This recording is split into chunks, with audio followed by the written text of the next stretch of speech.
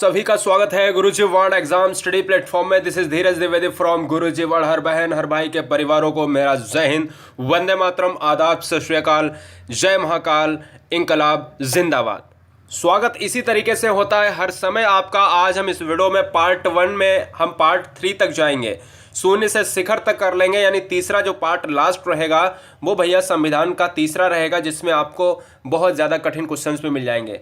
पहला पार्ट आप जो देख रहे हैं इसमें आपको शून्य से शिखर तक की बात करें, टॉप 30 क्वेश्चंस की बात करेंगे, ठीक है। यहाँ पर आपको रात के 12 बजे तक क्लासेस का सिलसिला जारी रहता है। गुरुजी वर्ल्ड को सब्सक्राइब करना बिल्कुल मत भूलिएगा। हर बहन हर भाई के परिवारों को एवं उनके माता पिता को मेरा जय हिंद, वंदे मातरम। पहला क्वेश्चन सिंपल से स्टार्ट करते हैं, ठीक है ना। तो देखिएगा, संविधान सभा की प्रथम बैठक से स्टार्ट किया है। संविधान सभा की प्रथम बैठक, जिसको हमने कहा first meeting of constitution assembly, ठीक है सर। तो दोस्तों अगर हम बात करें इस क्वेश्चन की, क्या सर इस क्वेश्चन की अगर हम बात करें तो आंसर मेरा क्या हो जाएगा। सिंपली अगर बच्चे आंसर देंगे तो कहीं ना कहीं ये कहेंगे, क्या कहेंगे सर, कहीं ना कहीं ये कहेंगे कि 9 दिसंबर 1946 हो जाएगा। क्या देखो, अगर संविधान सभा की प्रथम बैठक की बात करें तो आपकी एक 9 दिसंबर को जो बैठक हुई थी, इसमें आपका यहाँ पर एक अस्थायी अध्यक्ष चुना गया था, जिसको हम क्वेश्चन नंबर नेक्स्ट में कराएंगे। उसके 2 दिन बाद आपकी 11 दिसंबर को बैठक हुई थी, जिसको हमने दूसरी बैठक कहा। इसमें आपका स्थायी अध्यक्ष चुना गया था, जो भी क्वेश्चन में कराएंगे। तो अभी आंसर क्या हो जाएगा, फिलहाल 9 दिसंबर 1946 हो जाएगा। यहां पर राइट ऑप्शन इज, यहां पर A option is right answer, ठीक है। बात करें क्वेश्चन नंबर 2 की। देखिए, जब भी हमने बात करी कि संविधान सभा की प्रथम बैठक हुई और प्रथम बैठक के दौरान मैंने आपसे अभी हाल ही में कहा कि अस्थायी अध्यक्ष उसमें चुने गए थे। यानी 9 दिसंबर को अस्थायी अध्यक्ष जब चुने गए थे तो यहां पर क्या होगा, टेम्परेरी चेयरमैन। टेम्परेरी चेयरमैन का मतलब होता है अस्थायी अध्यक्ष। किसे चुना गया था, डॉक्टर BN राव। देखो BN राव तो आपके सलाहकार, जब भी आपसे कहा जाए कि संवैधानिक सलाहकार कौन है तो BN राव हो जाएंगे, ठीक है। सच्चिदानंद सिन्हा कौन है, तो ये हो जाएगा इस क्वेश्चन का राइट आंसर। भीमराव अंबेडकर की बात करें तो ये हो जाएंगे आपके प्रारूप समिति के अध्यक्ष हो जाएंगे, और डॉक्टर राजेंद्र प्रसाद की बात करें तो ये स्थायी अध्यक्ष हो जाएंगे। जब भी टेम्परेरी अध्यक्ष की बात करें, अस्थायी अध्यक्ष की बात करें, तो आंसर किसके साथ चला जाएगा, ऑप्शन नंबर बी के साथ चला जाएगा। बहुत बढ़िया। जब भी क्वेश्चन नंबर 3 की बात करें, मैंने जो है ऊपर दोहराया है, क्या सर, ऊपर अभी हाल ही में मैंने दोहराया है कि प्रारूप समिति के अध्यक्ष कौन है, तो आप सभी अच्छी तरीके से जानते होंगे। इनको बताने के लिए कोई भी दिक्कत नहीं है। देखिए सर, अगर हम बात करते हैं प्रारूप समिति के अध्यक्ष, प्रारूप समिति के अध्यक्ष हैं आपके कौन हो जाएंगे, डॉक्टर भीमराव अंबेडकर साहब हो जाएंगे।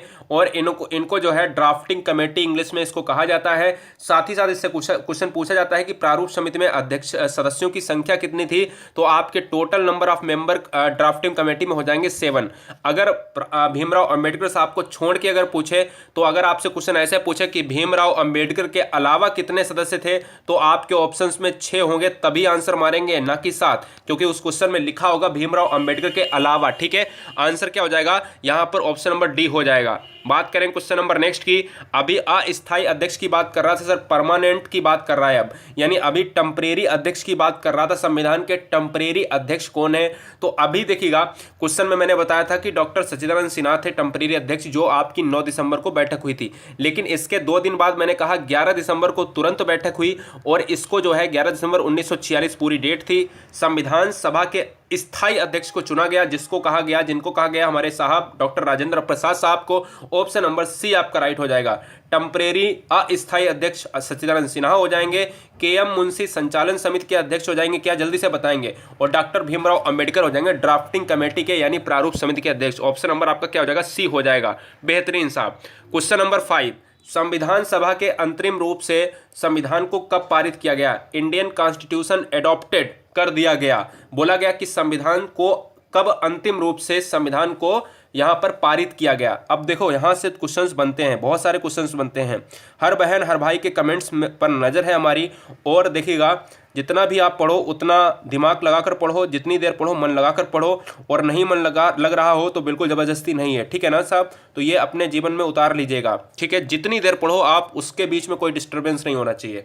संविधान सभा के अंतिम रूप से जब संविधान की बैठक, यहाँ से 2 क्वेश्चन बनते हैं। पहला ये कि कब बनकर तैयार हुआ, यानी कब बनकर तैयार हुआ, तो आपका राइट आंसर हो जाएगा 26 नवंबर 1949। देखो 49, ठीक है, क्या हो जाएगा सर, 49 हो जाएगा। बच्चे यहाँ पर देखो, ए वाले भी बच्चे यहाँ पर हैं, ए वाले जैसे मैं नाम ले लेता हूँ, सरिता राजपूत हैं, ठीक है, किरण कुशवाहा है, बहुत सारे बच्चे यहाँ पर ए वाले हैं, अश्विनी शुक्ला, उनको ये नहीं लिखा है, उन्होंने ये नहीं देखा है, लागू करना नहीं लिखा।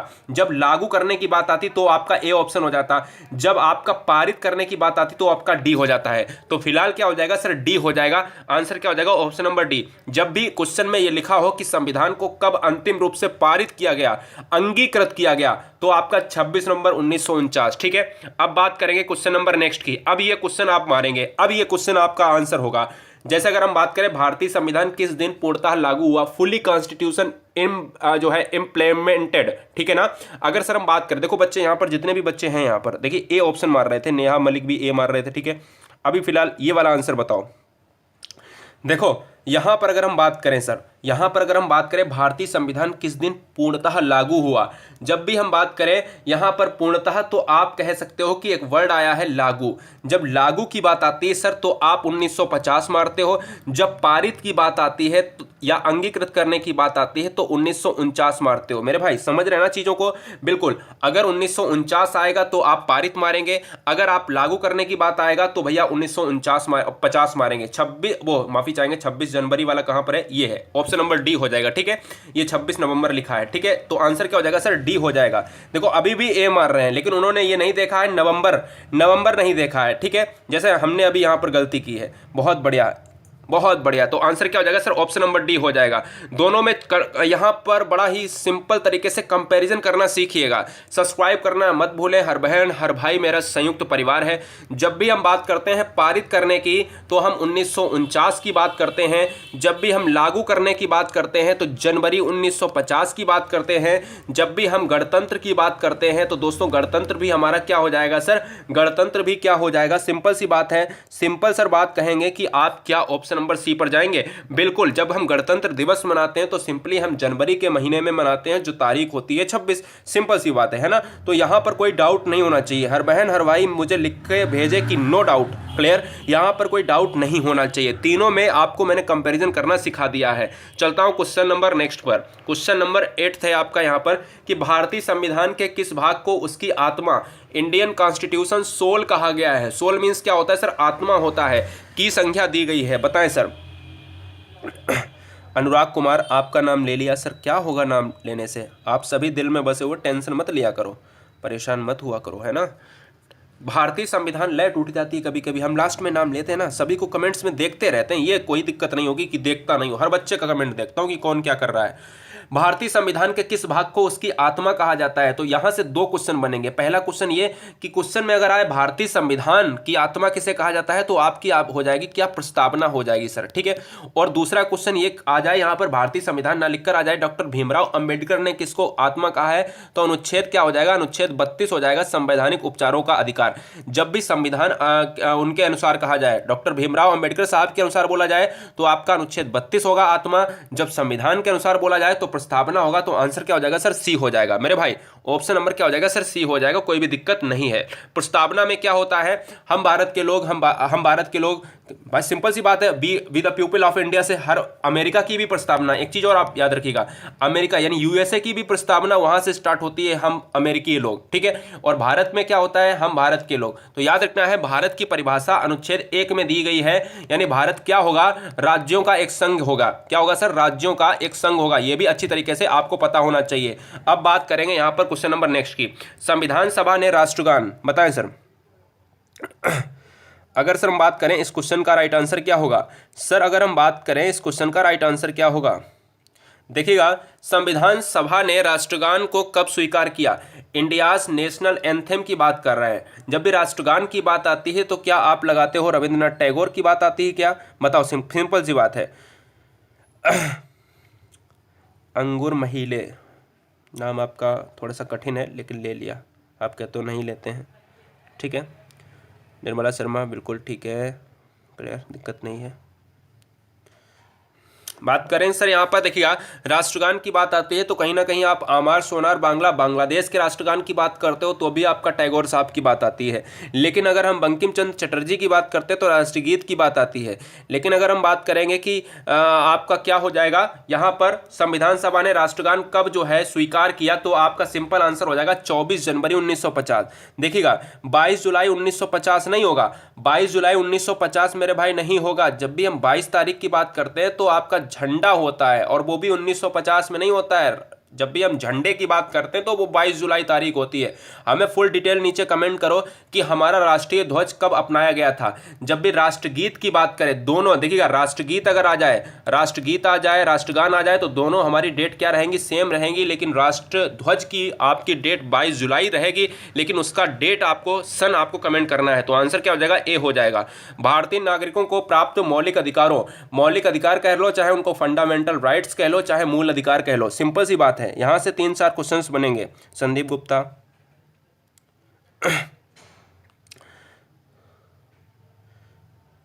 विकास पूजा, 10 तारीख तक करंट अफेयर्स वीडियो हो चुकी हैं। सर करंट अफेयर्स क्यों नहीं डाल रहे हो? सुबह आपको 11 से 15 तक की करंट अफेयर्स मिल जाएगी फटाफट, ठीक है, टेंशन मत लिया करो।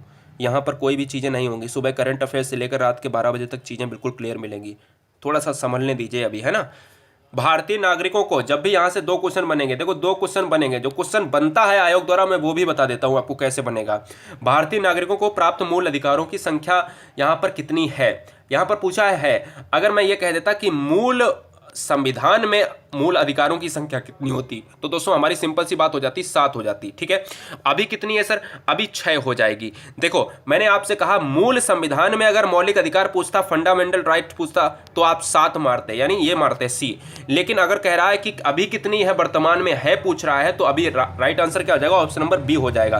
क्यों हो जाएगा? क्योंकि आप सिंपल सी बात जानते हो, कहीं ना कहीं एक अधिकार था जिसको हमने कहा था संपत्ति का अधिकार। संपत्ति का अधिकार अब हटाकर क्या कर दिया गया है, कानूनी अधिकार कर दिया गया है। क्या कर दिया गया है सर?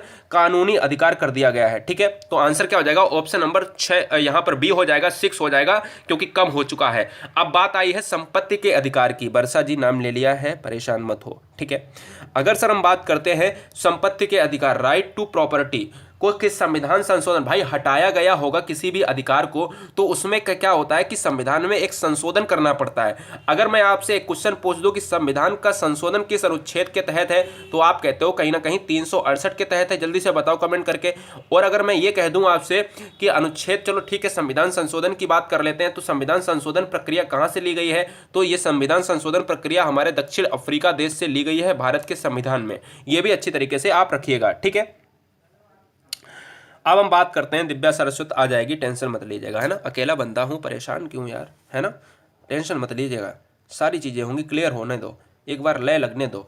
संपत्ति के अधिकार की बात करें तो आप सभी जानते हो, जब भी हम बात करते हैं क्या, जब भी हम बात करते हैं धर्मनिरपेक्ष की बात करते हैं, ये शब्द वर्ड जो समाजवाद वर्ड है, ये 42वें संविधान संशोधन के द्वारा 1976 के द्वारा जोड़े गए थे। लेकिन यहाँ पर ये ऑप्शन नहीं होगा। संपत्ति का अधिकार आपका जाता है 44वें संविधान संशोधन के तहत, ठीक है। 1978 इसका डेट रहता है, वो रहता है, सन रहता है। तो याद रखिएगा, आपका यहाँ पर सन भी याद रखना है, आंसर भी याद रखना है, और संपत्ति के अधिकार को अब क्या बना दिया गया है, कानूनी अधिकार बना दिया गया है, और इसको 44वें संविधान संशोधन द्वारा दूसरे एजेंडे में डाल दिया गया है, ठीक है। अब बात करेंगे क्वेश्चन नंबर नेक्स्ट की। क्वेश्चन नंबर नेक्स्ट की बात करेंगे सर, यहाँ पर 12 क्वेश्चन नंबर देख रहे हैं। मूल अधिकारों को रक्षक, मूल अधिकारों का रक्षक यानी जो फंडामेंटल राइट्स हैं उनका प्रोटेक्टर किसे कहा जाता है सर? सर्वोच्च न्यायालय को कहा जाता है, उच्च न्यायालय को कहा जाता है, या फिर ए और बा दोनों? सिंपल अगर सर हम बात करें, सिंपली सुजीत कुमार बहुत बढ़िया, राजेश द्विवेदी स्वागत है, पीयूष, अजय, कमलेश, प्रीति, कृति, मोहम्मद शबीर, अनिरुद्ध, तबस्सुम उस्मानी।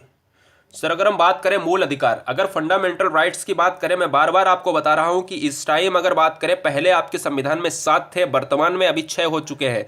लेकिन मूल अधिकारों को अगर हनन होता है, ये मूल अधिकार होते हैं आपके किसके लिए होते हैं? आम जनता के लिए होते हैं। किसके लिए होते हैं? आम जनता के लिए होते हैं। जिसका अगर संविधान की बात करें तो आपके 12 से कितने अनुच्छेद तक जाते हैं, क्या 12 से 35 तक जाते हैं, बताइएगा फटाफट। अगर हम बात करते हैं दोस्तों, यहाँ पर मूल अधिकार का रक्षक कहा जाता है। अगर आप अनुच्छेद 32 के तहत अगर आपका क्या कुछ होता है, उत्पीड़न होता है, समाज में आपको अधिकार नहीं मिल रहे हैं, तो संवैधानिक उपचार के लिए आप जा सकते हो, सर्वोच्च न्यायालय का दरवाजा खटखटा सकते हो, उच्च न्यायालय का, यानी ऑप्शन नंबर क्या हो जाएगा, सी हो जाएगा इस क्वेश्चन का राइट आंसर। दोनों आपके हो जाएंगे इसके अंतर्गत, ठीक है ना। तो याद रखिएगा आपका सी ऑप्शन सही हो जाएगा।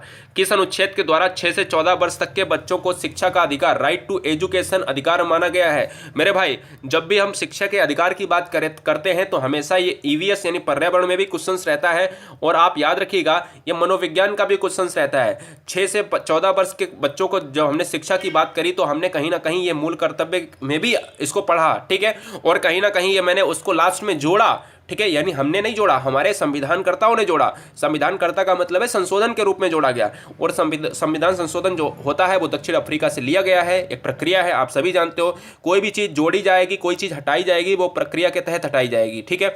अगर बात करते हैं 6 से 14 वर्ष, तो आप 21A की बात करते हो, 21A की बात करते हो, तो अनुच्छेद क्या हो जाएगा, सी आंसर आपका राइट हो जाएगा। बहुत बढ़िया, तो यहाँ पर कोई भी दिक्कत नहीं है।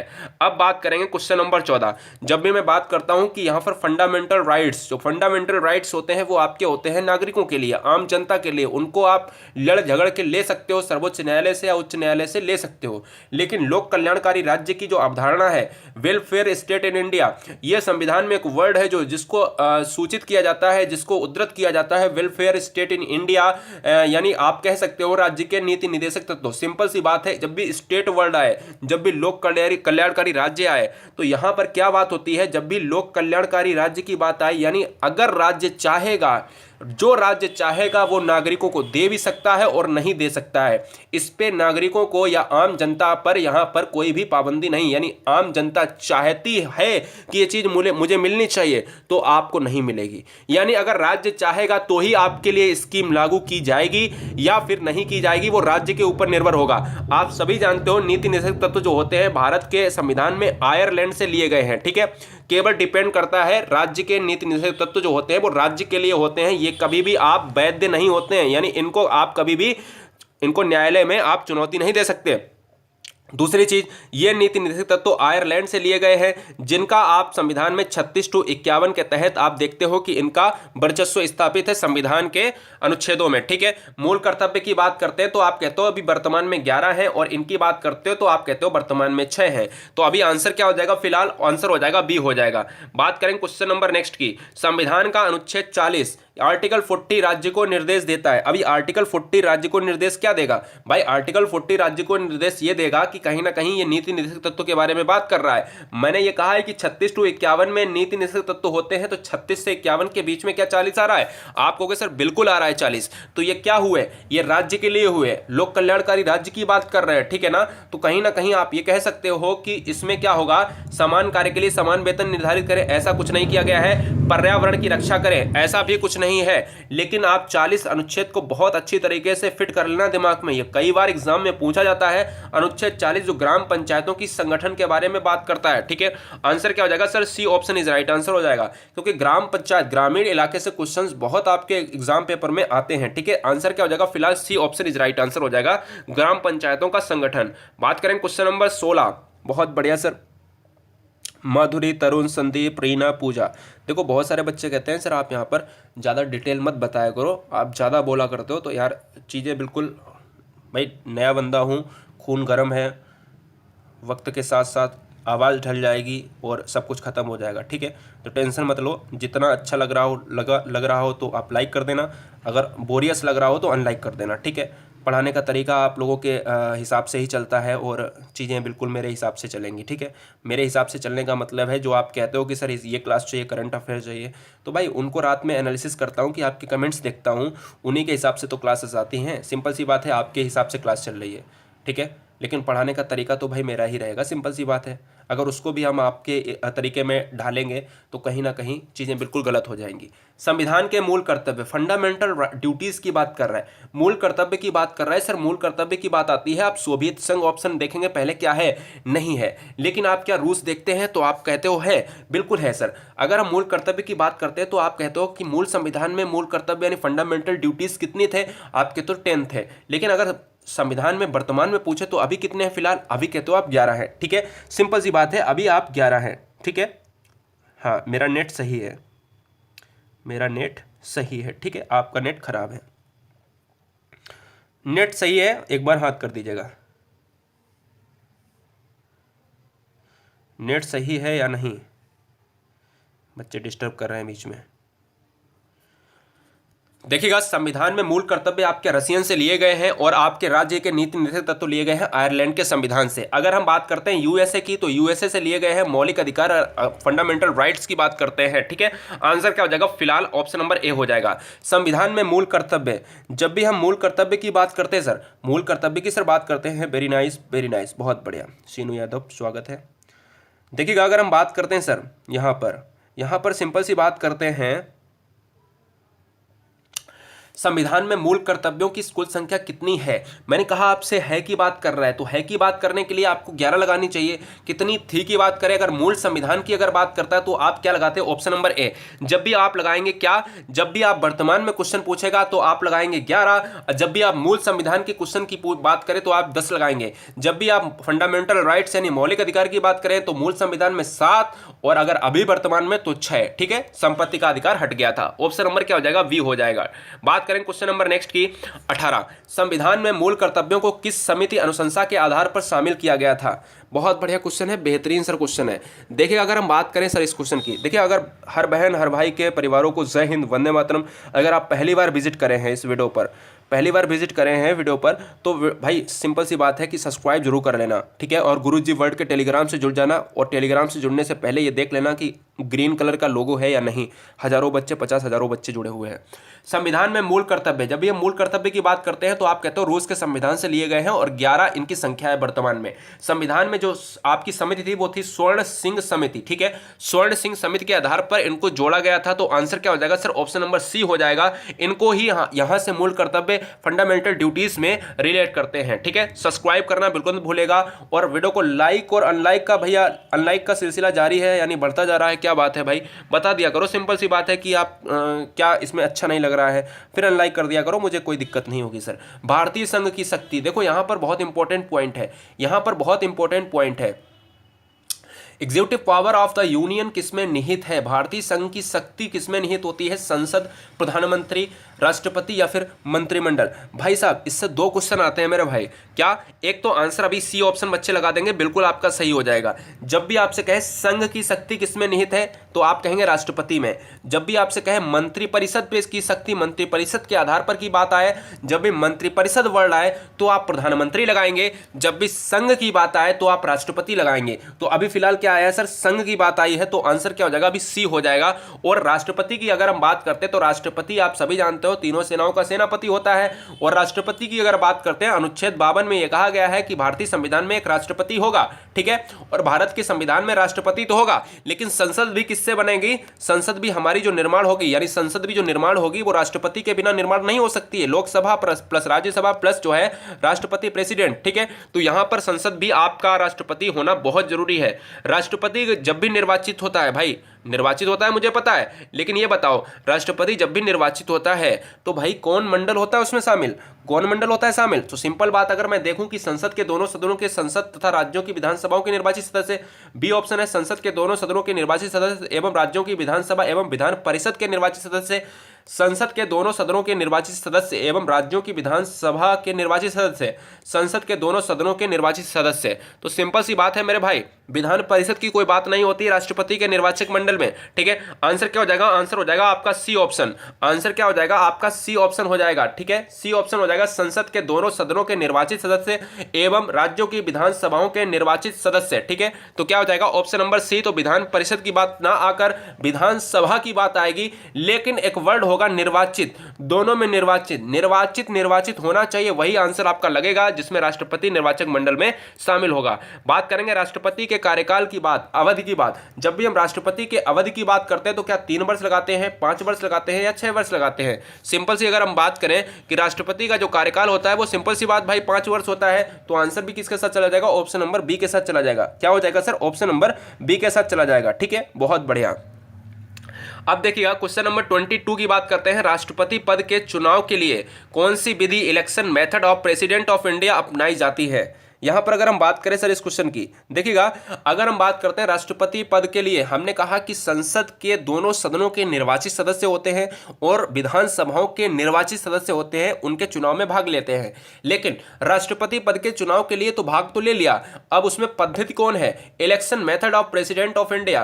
क्या है मेथड? अनुपातिक प्रतिनिधित्व है, एकल संक्रमणीय है, या फिर अप्रत्यक्ष मतदान, या फिर ऑल एबव। जितने भी पॉइंट हैं क्या ये सभी हो सकते हैं?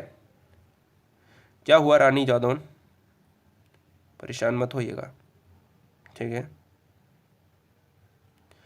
देखिएगा अगर हम बात करते हैं सर इस क्वेश्चन का राइट आंसर क्या हो जाएगा? राष्ट्रपति का जब भी चुनाव होता है तो अनुपातिक प्रतिनिधित्व तो होता है, एकल संक्रमणीय पद्धति भी है आपकी, अप्रत्यक्ष मतदान भी है, तो आंसर क्या हो जाएगा sir? D option is right answer हो जाएगा। ऑल ऑफ एबव हो जाएगा, ऑल ऑफ दीज हो जाएगा। बहुत बढ़िया, वेरी नाइस, बहुत बढ़िया। बात करेंगे सर क्वेश्चन नंबर 23 की। देखिए निर्विरोध, बहुत क्वेश्चन कम बचे हुए हैं, 7 क्वेश्चन बचे हुए हैं, ठीक है, 7 क्वेश्चन बचे हुए हैं। जो पहली बार इस वीडियो को देख रहा है, अगर अभी आया है तो यहाँ पर क्या है, स्टार्टिंग से जरूर वीडियो देखें, ठीक है। हमने कहा जितनी देर आप सर पढ़ेंगे उतनी देर मन लगाकर पढ़ेंगे, ठीक है, धोखा खुद से नहीं देंगे। क्लियर? याद रखना है, 20 मिनट पढ़ो, मन लगाकर पढ़ो। यानी हमारी वीडियोस की बात नहीं कर रहे हैं, किताब की बात कर रहे हैं। किताब के समय आपका कोई नोटिफिकेशन आता है, बंद करो। मैं रोजाना वीडियो की बात करता हूँ कि नोटिफिकेशन से मुझे बहुत एलर्जी है। निर्विरोध चुने जाने वाले राष्ट्रपति कौन थे भैया? निर्विरोध जो चुने गए थे राष्ट्रपति वो एकमात्र बीवी गिरी है, क्या? नीलम संजीव रेड्डी हैं, राजेंद्र प्रसाद हैं, एपीजे अब्दुल कलाम। सिंपल सी बात है, जब भी आप बात करते हो नीलम संजीव रेड्डी साहब की, तो ये हमारे ऐसे राष्ट्रपति हैं जिनके विरोध में कोई खड़ा ही नहीं हुआ था, निर्विरोध चुन लिए गए थे। यानी यहाँ पर इनके बारे में इलेक्शन ही नहीं हुआ था, ऐसे समझ लो, ठीक है, इनके विरोध में कोई खड़ा ही नहीं हुआ था अपोजिशन में। क्लियर? तो आंसर क्या हो जाएगा? Option number B is right answer. बहुत बढ़िया। राष्ट्रपति पर महाभियोग, यहां से आपके 2-3 क्वेश्चंस बनेंगे, 2-3 क्वेश्चंस बनेंगे, सिंपल सी बात है भैया मेरे। देखिएगा अगर सर हम बात करते हैं इस क्वेश्चन की, राष्ट्रपति पर महाभियोग का आरोप यानी इंपीचमेंट ऑफ प्रेसिडेंट संसद के किस सदन द्वारा लगाया जा सकता है? ये तो बहुत सिंपल सा क्वेश्चन है, लेकिन आप क्या मुझे ये बता सकते हो कि राष्ट्रपति पर महाभियोग का मतलब क्या होता है? राष्ट्रपति पर जब महाभियोग लगता है तो इसका मतलब होता है कि उसके पद से हटाना उसको, यानी उसके पद से हटाना। राष्ट्रपति को महाभियोग क्यों लगाया जाता है? क्योंकि अगर वो संविधान के विपरीत कार्य कर रहा हो या फिर भारत की ऐसी दृष्टि से कार्य कर रहा हो जो उसके लिए सुलभ ना हो, आप कहीं ना कहीं कह सकते हो कि इंपीचमेंट से आप राष्ट्रपति को भी हटा सकते हो और सेम प्रक्रिया को आप सर्वोच्च न्यायालय के न्यायाधीश या अन्य न्यायाधीश को हटा सकते हो। सिंपल सी बात है। लेकिन राष्ट्रपति को यहां पर अगर हम बात करें, क्या 14 दिन पहले बताना चाहिए? बिल्कुल। अगर हम बात करते हैं राष्ट्रपति पर आप हटाने के लिए संसद के किसी सदन में आप पारित कर सकते हो, यानी ऑप्शन नंबर क्या हो जाएगा? सी हो जाएगा। सिंपल सी बात यह बनेगी हमारा दूसरा क्वेश्चन कि राष्ट्रपति पर महाभियोग तो हमने लगा दिया, लेकिन यह बताओ अनुच्छेद कौन सा था? अनुच्छेद की बात आती तो अनुच्छेद 63 के तहत हम संविधान के अनुच्छेद 63 ये कहता है कि राष्ट्रपति को महाभियोग के द्वारा यानी इंपीचमेंट के द्वारा हम उसको हटा सकते हैं, ठीक है, सिंपल सी बात। क्वेश्चन नंबर 4 आपका यह कहता है कि यह बताओ कि महाभियोग प्रक्रिया भारत के संविधान में, इंडियन कॉन्स्टिट्यूशन में किस संविधान से ली गई है, किस देश से लिया गया है? तो यूएसए के संविधान से यह महाभियोग की प्रक्रिया भारतीय संविधान में ली गई है और इसी प्रक्रिया के तहत राष्ट्रपति और सर्वोच्च न्यायालय के मुख्य न्यायाधीश और अन्य न्यायाधीश को हटाया जाता है। तो 4 क्वेश्चन आपके बहुत इंपॉर्टेंट तरीके से बने हैं, संसद के किसी सदन द्वारा यहां पर हो जाएगा इस क्वेश्चन का राइट आंसर। तो यहां पर बात करें क्वेश्चन नंबर नेक्स्ट की, भारतीय सेनाओं का यहां पर Indian army, Indian navy, Indian air force का सर्वोच्च सेनापति सुप्रीम कमांडर कौन होता है मेरे भाई?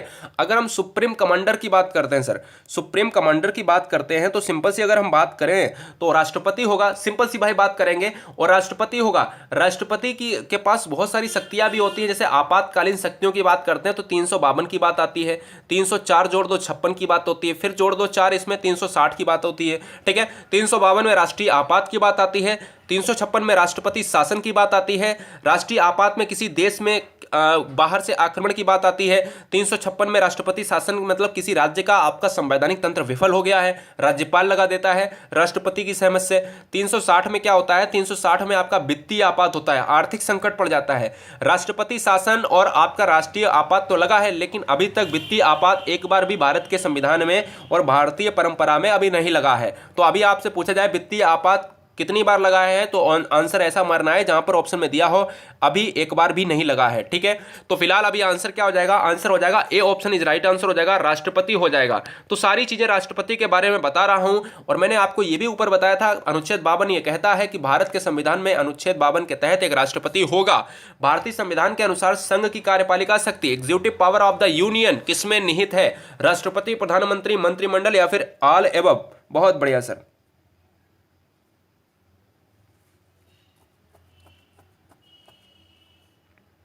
बताएं सर। बहुत बढ़िया। राष्ट्रपति पर महाभियोग, कुछ कह रहे हैं बच्चे, क्या कह रहे हैं बच्चे महाभियोग पर? तो ये बताओ, अच्छा राष्ट्रपति पर महाभियोग में 63 के तहत बता गया क्या? मुझे लगता है अनुच्छेद 63 बता गया मैं, शायद। अनुच्छेद 61 कर लीजिए, है ना, 61 कर लीजिए। बहुत वेरी नाइस, बता दिया करो, है ना, माफ़ी चाहेंगे। 61 कर लीजिएगा। अनुच्छेद 61 के तहत आप महाभियोग, सारी प्रक्रिया समझाई दी है, टेंशन मत लीजिए, कभी कभी हो जाता है।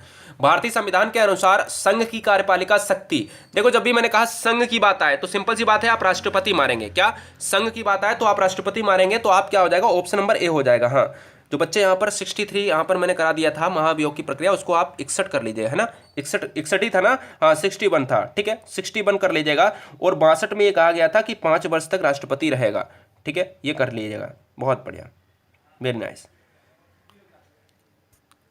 तो यहां पर क्या हो जाएगा, मैंने कहा मंत्रिपरिषद की जब बात आए तो आप प्रधानमंत्री लगाएंगे, संविधान के अनुसार संघ की कार्यपालिका की बात आए तो आप लगाएंगे क्या, राष्ट्रपति। तो फिलहाल अभी क्या हो जाएगा, राष्ट्रपति हो जाएगा। क्वेश्चन नंबर 27, उपराष्ट्रपति के निर्वाचक मंडल यानी वाइस प्रेसिडेंट इलेक्शन में शामिल क्या होता है? मैंने जब भी अभी आप सर से बात करी, यहां पर हमने आपको बताया कि जब भी राष्ट्रपति की बात करते हैं तो दोनों सदनों के निर्वाचित सदस्य यानी लोकसभा और राज्यसभा के, और उन विधान जो राज्य की विधानसभाओं के निर्वाचित, ना कि विधान परिषद यानी विधानसभाओं के निर्वाचित सदस्य भाग लेते हैं राष्ट्रपति में, ठीक है। तो यहां पर अगर हम बात करते हैं कि यहां पर उपराष्ट्रपति की बात कर रहा है, उपराष्ट्रपति किसके पदेन सभापति होता है, क्वेश्चन पूछ सकते हैं, तो राज्यसभा का होता है। राज्यसभा को क्या कहते हैं सर, उच्च सदन कहते हैं, और राज्यसभा एक ऐसा सदन है जिसको कभी भंग नहीं किया जा सकता है, यानी स्थायी सदन होता है मेरे भाई, ठीक है। तो यहां पर अगर हम बात करते हैं उपराष्ट्रपति के निर्वाचन मंडल वाइस प्रेसिडेंट इलेक्शन में कौन कौन शामिल है, तो सिंपल सी बात, जो बच्चे यहां पर ए दे रहे हैं, बी दे रहे हैं, तो सिंपल सी बात है, ना तो ए भैया है ना बी है, राज्यसभा एवं लोकसभा के सदस्य ही केवल लेते हैं भाग। क्या राज्यसभा एवं लोकसभा के केवल सदस्य भाग लेते हैं, ना ही इनमें विधानसभा है, ना ही सिर्फ कोई वर्ड है। यानी निम्न सदन की बात आए तो लोकसभा, उच्च सदन की बात आए तो राज्यसभा, ये दोनों मिलकर जो है L+L जो है लेते हैं क्या भैया, यहां पर बात करते हैं उपराष्ट्रपति वाइस प्रेसिडेंट के इलेक्शन में भाग लेते हैं। क्वेश्चन नंबर 28, राष्ट्रपति राज्यसभा के कितने सदस्यों को मनोनीत करता है? भैया अगर सर हम बात करें इस क्वेश्चन की, देखो राष्ट्रपति के बहुत पावर्स हैं, मैंने कहा आपको तीनों सेनाओं का यहाँ पर सेनापति होता है, सुप्रीम कमांडर की बात करी मैंने सर आपसे ये भी कहा कि कहीं ना कहीं शक्तियों के बारे में 52, 56 और 60 के बारे में बात करी, ठीक है। राष्ट्रीय आपात, राष्ट्रपति शासन, संघ की शक्ति भी आपके राष्ट्रपति में है। ये आपके लोकसभा में 2 सदस्य नामित करता है, लेकिन राज्यसभा में पूछा है तो आपके 12 सदस्य नामित करता है, जो आपके विज्ञान, कला, साहित्य के क्षेत्र में होते हैं, और भी बहुत सारे क्षेत्र होते हैं जो हमने आपको डीप क्लास में बताएंगे, और अभी हमने एक क्लास भी डाली थी उसमें बताया भी था, ठीक है।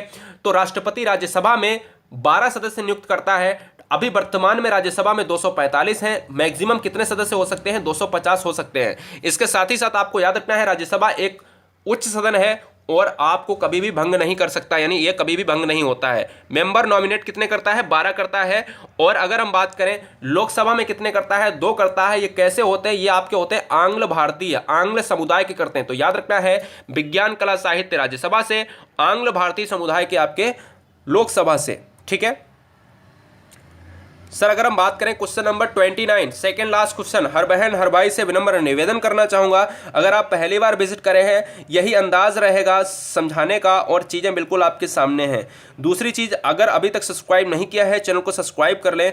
बेहतरीन स्टडी प्लान के लिए यहाँ पर ज़्यादा बात नहीं की जाती है, आपके प्रेम को यहाँ पर जरूर देखा जाता है। भारतीय संसद, पार्लियामेंट की जब भी बात होती है तो कहीं ना कहीं आप ऊपरी सदन की बात करते हो। भारतीय संसद लोकसभा, राज्यसभा और प्रेसिडेंट से मिलकर बनती है, तीनों से मिलकर बनती है, ठीक है। और कहीं ना कहीं आप कहते हो कि आपका अपर हाउस कौन सा कहलाता है, अपर हाउस आपका कहलाता है राज्यसभा कहलाता है। तो ऑप्शन नंबर क्या हो जाएगा sir, B is right answer. जो 29 के बच्चे सी क्यों दे रहे हो भाई, देखो बच्चे ने यहाँ पर 29 प्रीति राजपूत ए दिया है।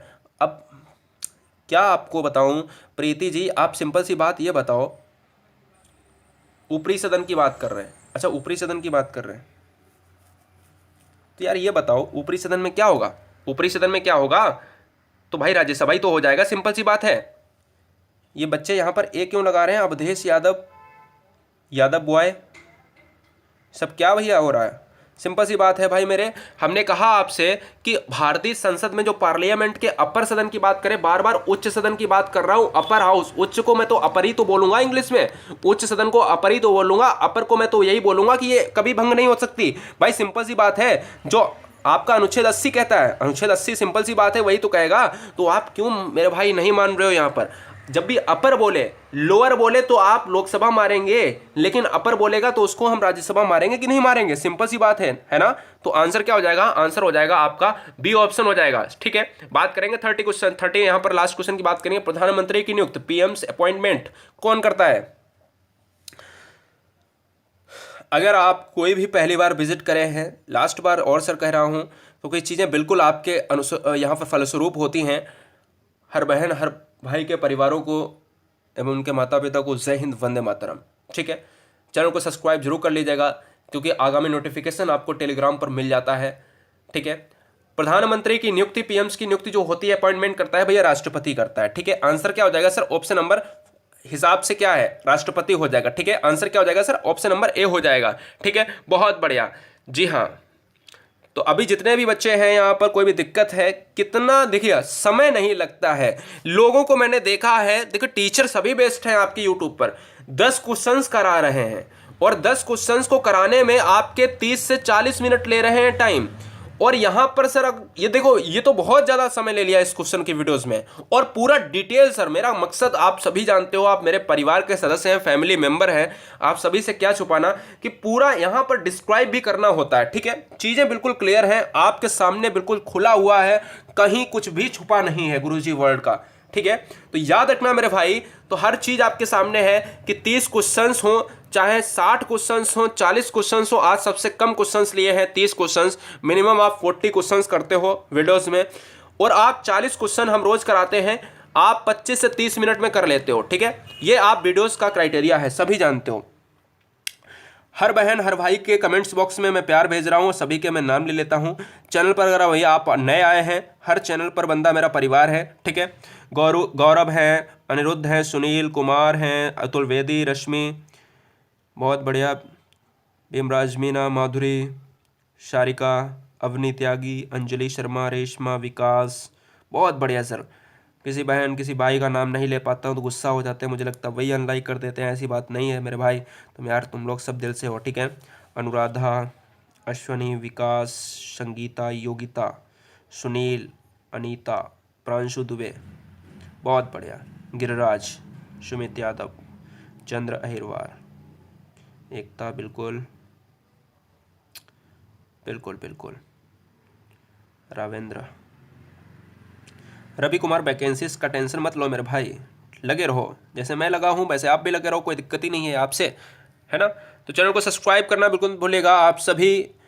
यहाँ पर टेंशन मत लीजिएगा, अलोन बॉय आपका ले लिया, अलका यादव आपका नाम ही है। ठीक है, गीता ले लिया नाम, इफ्तार अली, शंभल ले लिया भाई, सरिता, ये भी ईओ की क्लास के लिए बहुत इंपॉर्टेंट रहेगा। योगिता पांडे, स्वागत है भाई, तुम गुस्सा मत हो, बहुत बढ़िया। जय हिंद, वंदे मातरम दोस्तों, फिर मस्त रहिएगा, है ना?